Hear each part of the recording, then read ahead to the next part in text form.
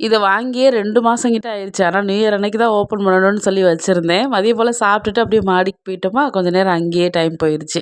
6 மணிக்கு மேல தான் கீழயே வந்தோம். வந்ததுமே தங்கச்சி எல்லாருக்கும் டீ போட்டு குடுத்தாளா, குடிச்சிட்டு கொஞ்ச நேரம் உட்காந்து எல்லாரும் பேசிட்டு இருந்தோம். குட்டீஸ் என் அத்தை பொண்ணு செப்பல போட்டு நடந்துட்டு இருந்தா. ரொம்ப காமெடியா இருந்துச்சு. குட்டீஸோட உண்டியல் இன்னைக்கு உடைக்க போறோம். இது போன நியூ இயர்க்கு கரெக்ட்டா சேர்க்க ஆரம்பிச்சான். இந்த நியூ இயர்க்கு உடைக்க போறோம்.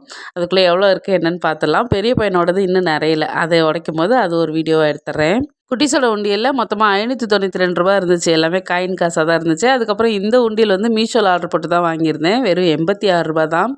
1,00,000 வரைக்கும் சேர்க்கலாம் அப்படின்ட்டு இருந்துச்சா, சரி ஒரு ஆசையில வாங்கியிருக்கேன். சேர்த்துட்டா கண்டிப்பா உங்களுக்கு காட்டுறேன். உங்க வீட்டு குட்டீஸ்களுக்கும் இந்த மாரி சேவிங்ஸ் கத்துக் குடுங்க. ரொம்பவே நல்ல பழக்கம் அது. ஒரு உண்டியல் வாங்கி டெய்லி நீங்களே காசு குடுத்து அதில போட சொல்லுங்க. ரொம்ப சூப்பரா அவங்க சேவிங்ஸ் பண்ணுவாங்க. இந்த வயசுல ஆரம்பிச்சுட்டாங்கன்னா, லாஸ்ட் வரைக்கும் அது தொடரும். நம்ம வீட்ல நியூ இயர் நைட்டு ஸ்பெஷல் என்னன்னா, பிரியாணி, சிக்கன் கிரேவி மதியம் செஞ்சது இருந்துச்சு. அப்புறம் முட்டை வச்சு எல்லாருமே சூப்பரா ஒண்ணா உட்காந்து சாப்பிட்டாச்சு. சாப்பிடும்போது ஒரு ஆள் எக்ஸ்ட்ரா ஆட் ஆயிருப்பாங்க. அது யாருன்னா எங்க அத்தை. மதியம் அவங்களால வர முடியாதனால நைட் வந்திருந்தாங்க. எல்லாரும் சூப்பரா சாப்பிட்டுட்டு அப்படியே தூங்க போயாச்சு. மீண்டும் சந்திப்போம். டாடா.